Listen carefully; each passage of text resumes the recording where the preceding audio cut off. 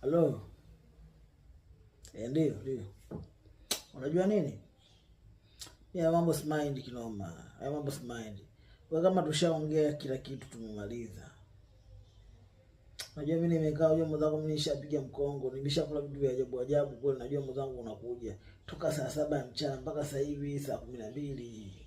Ninakungoja wewe. Wewe mwanangu naumia mwanangu nimepiga mkongo hapa hii mishipa inauma kinoma yani. Inauma kinoma. Sasa huko tatizo liko wapi? Sasa mbona ukiwa na shida wewe unachotaka mimi nakupa, afu mbona unaniambia mbona yani kama mimi kama nakulazimisha yani. Kwani shida nini? Kwani unataka shilingi ngapi?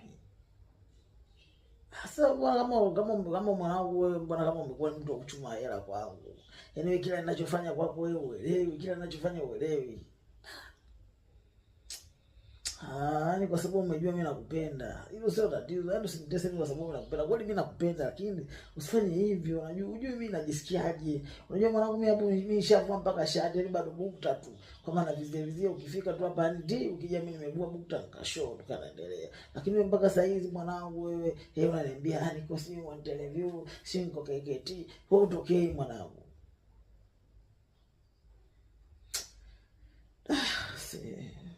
Unajua nini? Mimi nakubali kweli mimi boya. Kwa sababu mimi nilofanya mimi kukuonyesha nakupenda. Bora nisingeonyesha kama nakupenda. Yaani ningefanya mapenzi ya kawaida. Wewe usijue kama nakupenda. Wewe umejua mimi nakupenda. Na kweli sio kwamba kupenda mimi nasema wazi mimi nakupenda.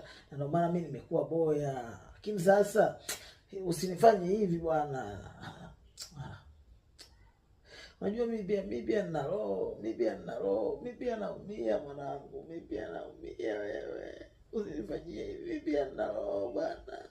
Mimi najisikia bwana wenzangu wanapendwa. Mimi sipendi na kasoro gani bwana wewe. Mimi nitalia mwanangu. Watu watanielewa. Mimi nitalia. Afu mwanaume ukilia ni aibu. Unataka nifanye nini? Nisubiri. Unakuja. Kama dakika 5 tu. Basi anatabu. Wait.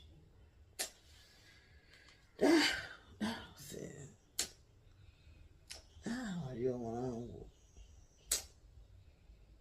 Mimi nilikuwa nakataa tu alikuwa sema mtu akipenda mtu anakuwa mjinga. Wewe mimi nimependa mwanangu fume kwa mjinga. Yaani mimi mtu ananipangia anavyotaka yeye anaongea anavyotaka yeye. Kama sasa hivi hapa muda tu ameniambia anakuja, kwa nini nimemsubiri mpaka sasa hivi hajakuja. Eti hapa